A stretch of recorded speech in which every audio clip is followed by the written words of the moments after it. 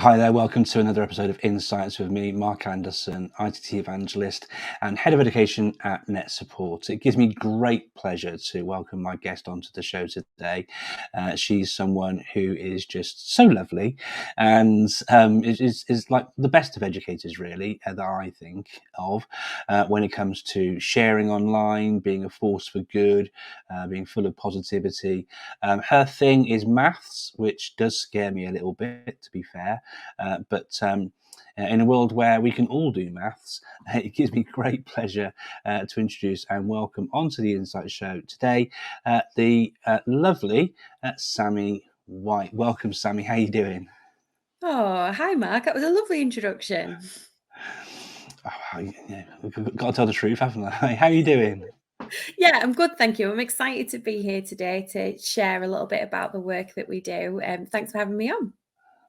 You're very, very welcome. For those people who don't know you, first of all, like what rock are you hiding under? But you can follow Sammy on social media if you are so inclined, and of course you are, because how would you have found out about this fantastic episode of Insights from NetSupport? Sammy is on a variety of social media, usually using the handle What the Trig Maths. You can see that scrolling across the bottom. I'll leave that there for just a moment. But for those people who don't know you, Sammy, could you talk a little bit about, and let's say you work at in an EdTech company now, and you've just written a book as well, which I'm sure will come in the conversation as well. But could you just sort of share a little bit about your sort of your work in education, what inspired you to become a maths teacher, and how you ended up working at the place you work at now?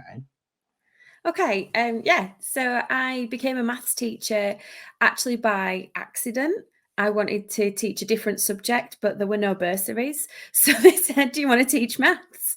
And I was like, "Oh, I'm not very good at maths, but okay." And I went along, had to do a subject knowledge enhancement, and I just reconnected with a love of helping unlock that mysterious part of maths and that idea that you're not good at maths and helping people overcome that. And I think that's what led me into eventually leaving secondary and coming into further education to really help those people that have probably felt that feeling more than once and feel like maths isn't for them and they want to do it, but it's really hard. And so I ended up working in all sorts of settings with maths, just helping people see different ways to tackle maths.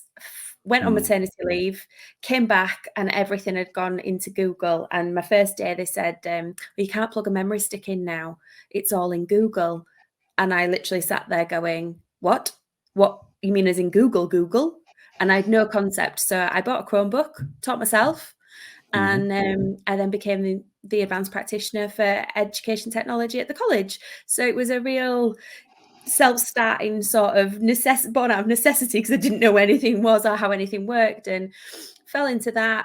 Sort of worked in EdTech for quite a while, went on my own for a bit, self-employed, working with colleges and schools consulting, which was really exciting. And then I ended up at Texthelp, where I'm a teaching and learning specialist. And Texthelp are an accessibility assistive technology company. We help people read material, understand material in different ways. And I just make sure that everything that we do has the educator and the student's best interests at heart. And that sort of sings to my heart and mind as well, really, doesn't it, Sammy? Teaching and learning at the heart of everything is the absolute key, whether it's using technology or without, really. That's sort of sort of been my mantra. So it's lovely to hear you sort of share that, and maybe that's why we've always got on so well, Sammy. Perhaps, I don't know. I mentioned you've recently written a book. It's called The A to Z of EdTech.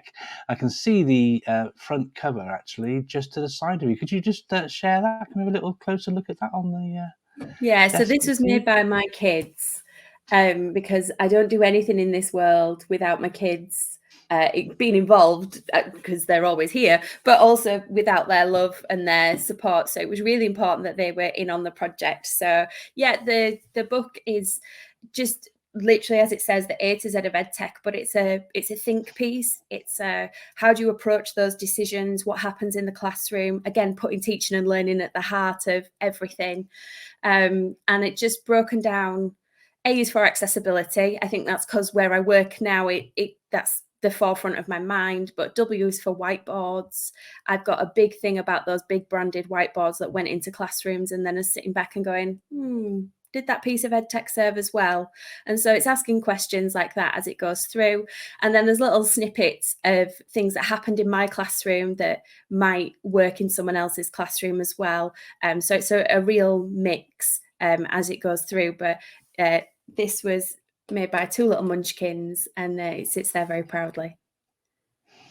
Oh, lovely. And yeah, I wanted to ask you, Sammy, when you came to sort of writing the book and researching the book, Insights, the show is about sort of sharing insights, and you shared a few there with the A and W. But were there any sort of things that surprised you, or the unexpected things that you sort of discovered when you were sort of doing a bit of research or just writing the book and working on it? Anything surprised you that might be of interest to our listeners?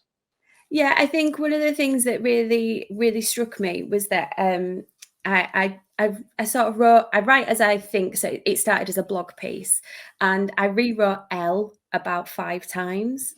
I wrote it in all sorts of different ways about LMSs, and I thought originally I wanted to write about LMSs, and I realised that what we use mainly, I think here in the UK, from my point of view, aren't really LMS systems. Like Microsoft Teams isn't really an LMS system. Google Classroom is leveraged, and it really led me down an absolute rabbit hole of what a good LMS would look like. And I think that was something that really shocked me, of how much I didn't know about what we could learn from other countries and their use of LMS systems.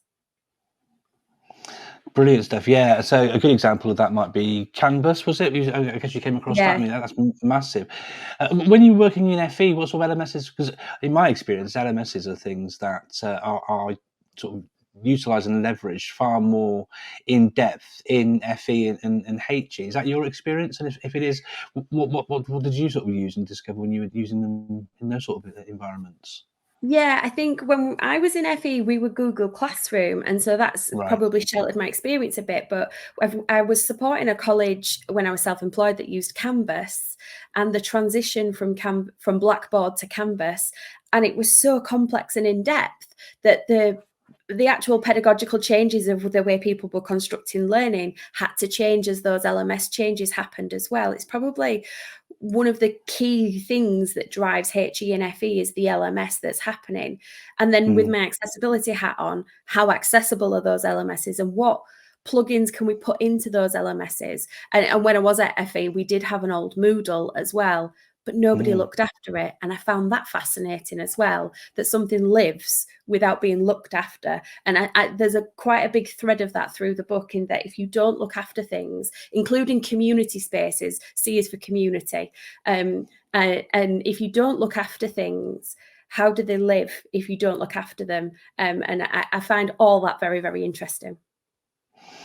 Now, it's really interesting. You're absolutely right. Nurturing is something which I think probably crosses across lots of different boundaries, and not just to do with technology. I often use sort of gardening references about providing the right conditions for success, and that can be things around infrastructure or making sure there's enough CPD, so staff are feeling not just competent but confident enough to use these things, and so forth and so on. So it's a great analogy. And something I want to ask you, because you mentioned the L word then, and I don't need to give all of the letters away from your ages, but what is L then if it isn't LMS then, Sammy? Leadership. And it's about how Ah, that structure of leadership needs to engage with teaching and learning grassroots level before it makes any decisions, and how that hierarchy needs to work, but also thinking about the right conditions for people to thrive and survive, how leadership can create spaces for sharing and knowledge practice within the setting. I think we often arrive at a situation where Mr. Anderson is the expert at setting up the screens in the room. And if you happen to work on the same corridor as Mr. Anderson, that's amazing, because he can come set your screen up for you in the room if you ever need that help. But what about the people who aren't in that corridor? And what about the people who are on the other building? And what about the people who are in the alternative provision at the offsite? And how do leadership create the conditions for that knowledge sharing to happen in a careful, curated way that doesn't become information overload for everyone, and the amplification of voices within settings? Well, it's almost like you've read the next question, Sam, because that leads on really quite nicely to my next question, which is, what are some of the biggest challenges? You've mentioned some there, haven't you, obviously, but what are other sort of big challenges that educators face when it comes to implementing new technology in a classroom, and how can we address those? You mentioned a great example there with W for whiteboards as well, because we've seen here in the UK and around the world, but particularly here, how much money was spent and then subsequently sort of really wasted with poor implementation around interactive whiteboards back in the sort of 90s and noughties and what have you. So, what are the big challenges, and how can we address those and support educators so they can make the best use of technology in the classroom, in your experience? I think we're in an interesting phase at the moment. I think the first thing is that we don't know what jobs we're preparing students for in the future. And when we think about what it is we're actually trying to do as educators, yes, they're trying to pass an exam, but ultimately it's preparing them for futures that we can't conceive yet. We really don't know. But when we think about, let's take a job like a social media strategist. If the careers advisor had said you're going to be a social media strategist, my parents would have gone, she's going to be a what? Like, that's not a thing. And the people who are in those roles have transferred. So it's that transferable skill. So the biggest challenge educators have now is finding technology that supports that transferable skill. And I'll bang on about this quite a bit, but that explicit teaching of, do you know how to convert a Google Doc to a Word doc? Do you know how to convert a PowerPoint to a Google slide? And it's not to confuse, it's to build that transferable skill. But it's finding meaningful ways to build that in without distracting from the ultimate exam that's happening as well. I think the shift of the whiteboards is an interesting one. I think the shift of overhead projectors for visualizers to now be an essential piece of kit. I find that fascinating, that the pedagogical benefit of the live modeling of the expert in the classroom is key. But the hardware that builds that is different. But then if you think about the software we have now, actually, would an iPad serve you better wandering around the classroom with a pencil that you could model with? And so that's the challenge, is finding the technology that fits your flow and your practice, and not be distracted by the technology that is available and go, oh, that's shiny and new. It's actually, this is my current practice. This will support my practice, and it will enable me to do this, and it will enable my students to do that. And I think I've probably got to mention AI at this point as well. And I wouldn't dwell too much on AI, because I don't think it's wise at the moment, because it is the birth of a new era, people are saying, and we'll wait and see on that. But I always come back to, when you're writing a document or you're writing a text message and the little keyboard offers you a word suggestion at the top, that's artificial intelligence. That's predicting what you're writing, and that's been around for a really long time. So don't be too scared of it, and don't be daunted by it either. Again, you will find a piece of AI that helps you and your purpose in education, and it's not for now for you to think there's 50 million things out there and I must start building in AI. It's, this is what I do in my classroom to benefit my students. Oh, and actually that piece of AI there will help me out with this bit. No, you're not straying far off the path. It's almost like an echo chamber here, Sammy, because that absolutely mirrors with my sort of thinking with it all too. Technology is there to serve us, isn't it? And it's just one of those many tools that we'll have in our teaching and learning toolkit. If I was a maths teacher, or if I wasn't a maths teacher, you'd want a child to have a protractor, a compass, a set square, all these things inside their pencil case. And so you'd also want them to have other tools, sometimes analog, sometimes digital, that can support that and enhance that teaching and learning process. And whether it's an AI, whether it's a generative AI sort of giving you a few prompts and starts with 10 or whatever it is, it's about, and it goes back to that banana principle, doesn't it? It isn't what you do, is the way that you do it, and that's what gets results, isn't it? Knowing when to or not to choose to use that tech alongside it is what's going to help with everything, isn't it? So, yeah, absolutely same page. And it's interesting you mentioned sort of next steps with technology. We've heard people from Microsoft talking about this being the summer of AI now, where things are shifting forwards and things are, are going to change. We're seeing a monumental shift in things moving forward. But how do you see the role of EdTech developing and evolving in the next sort of 5 to 10 years? And what are those new developments that you're most excited about, Sammy? I think what I'm most excited about is, particularly here in the UK, a shift in exam assessment endpoints. As a maths teacher, hill I will die on is that GCSE maths is not necessarily the best measure of success at maths at the end of the course. I think there are other ways we can do that, and we can learn from other courses to evidence learning in other ways.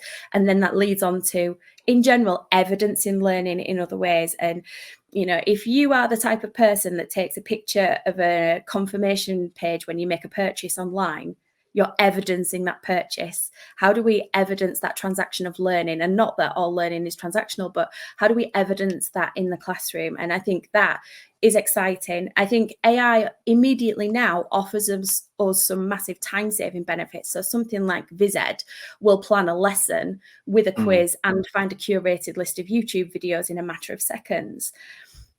I can't see how I would use it in my classroom, but I could certainly see, if I was the person in charge of cover supervision, that would be a massive help to me.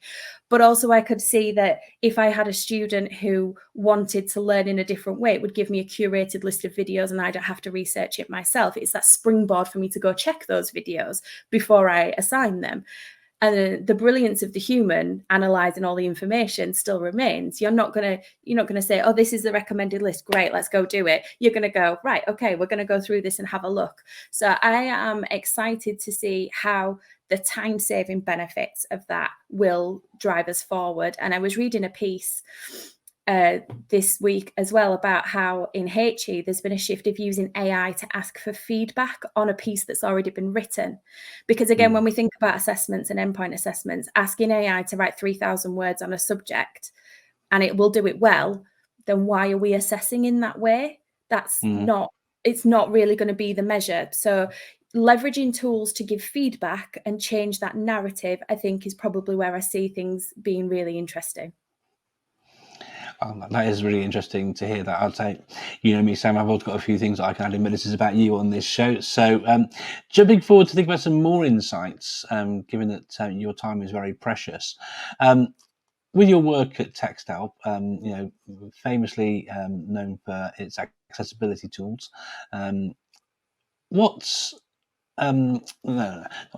how important is accessibility when it comes to EdTech, and have you got any insight to share about how teachers, educators can ensure that all students are able to benefit from the latest sort of technology available to them in the classroom?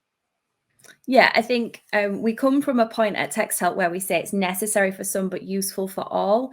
And the key to this is for educators finding a way to make accessibility or assistive technology the norm and useful for everyone. Then for those who do need it, they don't feel different and they're not treated differently. So I would say something like using voice notes for giving feedback. They're in our toolbar and you click a button and it inserts it into the doc, Word or Google. For some students, that might be a useful way to help them have some explicit instruction from the teachers. If they're neurodivergent, the teacher might need to leave a voice note that is explicit about the task. But if everybody has a voice note and everybody has to put headphones in to listen to the voice note because they've got some feedback on, then that normalizes the experience. Things like using alt text in an image, asking students to write alt text for an image that they've created, perhaps they're in a creative subject. Does that then represent the image? And if it doesn't, do they need to go back and change the image of the context? And, when we think about, text to speech, I would personally love text to speech to be, that list of things that I have to do as I run out the door and leave a voice, a text to speech note that types up the shopping list for me and all those sorts of things. If we can get practice with using that as a normal practice for students, if it can't understand you, will an examiner understand you? Are you being clear enough in what you're trying to put across? And so we can build it into good teaching and learning practices. But things like OCR that will type up handwritten work and scan handwritten work that are built into our tools as well. That then anonymizes student work. So if you're going to do that, let's review everyone's work in class and spot the errors and who's got on the right track. We're then we're using assistive technology, but we're then removing that it's for assistive technology. It's now part of the teaching and learning in our pedagogical practice, because we're then using it in a task where we can assess student work and nobody is having that feeling of, oh my goodness, that's my handwriting and that's my work that we're looking at. So that's where I think assistive technology really comes into its own, when we normalize the experience for everyone. Well, again, singing on the same hymn sheet, but I'm mindful of some people who might be watching this who might not be so familiar with the terminologies that we're using here. Many teachers might think, for example, OCR. What's that example got to do with it? So, would you mind just unpicking a little bit further what OCR is, and also what? And I'm always amazed by this. Say it similarly with camel case. People don't understand or know what alt text is as well. Would you mind just unpicking let's say OCR and alt text a bit further for us, Sammy? Is that okay? Yeah, absolutely. Always for OCR in the book as well. So there's a lot more in there, but OCR is optimal character recognition. So if you've ever taken a photograph of a receipt or a photograph of a poster, to remind yourself that there's an event happening in the village or something, there's a little box on your camera that'll say text. And what it's saying is, I found text in this image. Do you want me to pull it out for you so you can have it read aloud? And if you think about that from someone who's got a visual impairment, that's really, really useful and possibly necessary. It's actually really useful for all of us, because then we can pull that out. So we could take a photograph of the board work in the classroom, and then it could type it up for us and we could have typed up board work. Well, that's an amazing time-saving thing, because then we could maybe put that into a slides presentation and we could send that home with the students. So that's what OCR does. And alt text is the information that we put behind an image.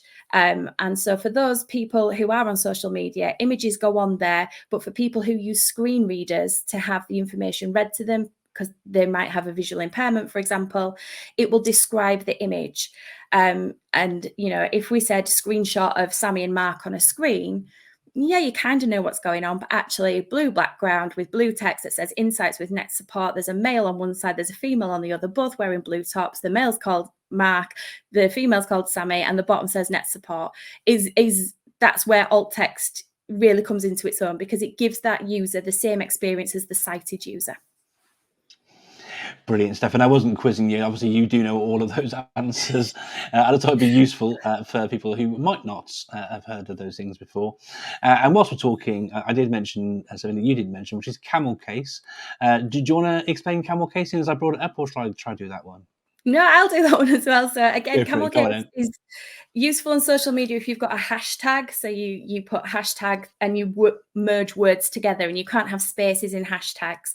And so screen readers might read NetSupport as NetSupport all one word. That's probably not a good example. Let's think of A to Z of EdTech, A-T-O-Z Tech, and that wouldn't break it up right. But if you capitalize the beginning of the new word, it will differentiate for you. That's how clever this technology is.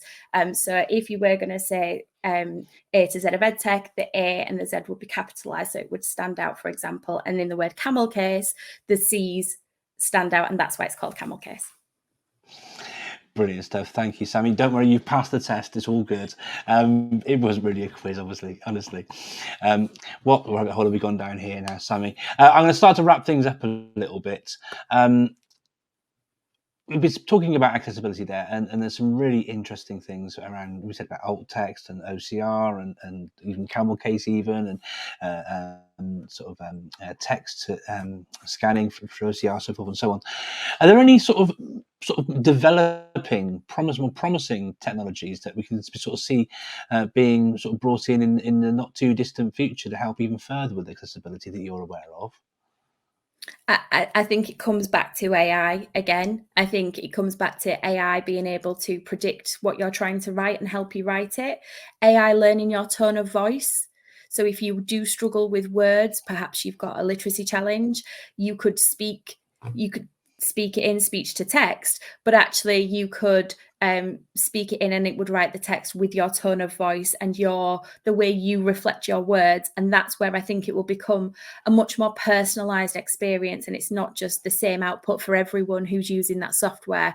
And I think that's really, really exciting on an accessibility point of view, but also to be able to engage in media in different ways. So for people who can't draw, for example, you can already put text in and AI will draw you a picture. Imagine how good that's going to be when we're using, students who traditionally couldn't engage with creative subjects, perhaps, let's take, for example, physical challenges.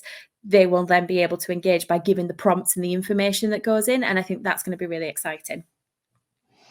It's a brave new world, isn't it? And so many new and fascinating and exciting things coming up in the future.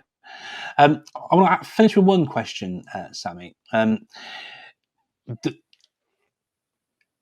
of the things I love the most about educational technology is that fast pace, how things sort of move along and change so very, very quickly. And it's been the same for me for many years. Having a strong PLN, a professional learning network, it is what makes me and enables me to not only be at the top of my game, but to know what's coming and to learn about the pitfalls, about how not to do things, just as important as knowing how to do things. I find in my experience. Who do you? I'd like to share, if possible, if just a few people. I could say 5, but however many you feel like you wanted to share. Who have you got any recommendations about people whose blogs might be of interest, or people who share on social media, or some YouTubers, or TikTokers? Anybody you think is worthy of note of that you sort of see as your sort of go-to people to help you learn about what's up and coming and new and fresh and exciting in EdTech? Yeah, absolutely. Well, I would include you. I would include Kat from NetSupport as well, and reading the Rise mag. That's always got great EdTech hints and tips in. I think, and they didn't even pay me to say that. I do think it's a great piece of content for educators. I think I look to my friend Dan Fitzpatrick for AI, who's part of the Edufuturists. He's absolutely he's doing all the hard work for you at the moment in finding everything about AI when you look at things. I think you think about Darren White, Ranga EDU. He's also doing the hard work for you, and he's making YouTube videos about the latest bits of EdTech. I can't tell you how many times he's suggested a tool and I've gone, oh, that's brilliant, and off I go. And then Ryan Evans, who has includeedu.online, yeah, and that is teacher-generated accessibility, hints, tips, apps, websites, and you can search by the learning challenge that the student is facing. So perhaps they've got a working memory challenge, and it'll list a load of websites or apps that'll help as well. So those would be my top tips. Brilliant stuff. Listen, thank you so much for your time today. I know you've got a really busy schedule, so yeah, thank you very much for giving us some time to show me today. Sammy, I know you're not, you hide your light under a bushel a little bit, but where can we find out more about you, anything beyond your social media? I'll pop that up across the bottom again. What the Trig Maths on Insta and Twitter, and finally, on top of where else we can find you, where can we buy a copy of your book, Sammy? Thanks, Mark. So the book, you'll find it all at whatthetrig.co.uk. The book is actually fundraising for the local hospice. So if you would like to learn more, you can get it as a Kindle or as a paperback on Amazon. I have a copy right here that's just arrived this morning, another copy. And the cover art, like I said, was by my kids, and it is for the local hospice. But even if it's just a prompt for you to donate to your local hospice or a charity, that would be amazing too. Brilliant stuff. Well, listen, thank you so much for taking some time to talk with me today, Sammy. A delight to see you virtually, and really looking forward to seeing you IRL at BET in a few weeks as well. What stand is Texthelp again? SK61, but that might be the time I fail the test. Well, listen, look forward to seeing you in real life in just a few weeks. Thanks for giving us some time today, Sammy. Take care. Thank you ever so much.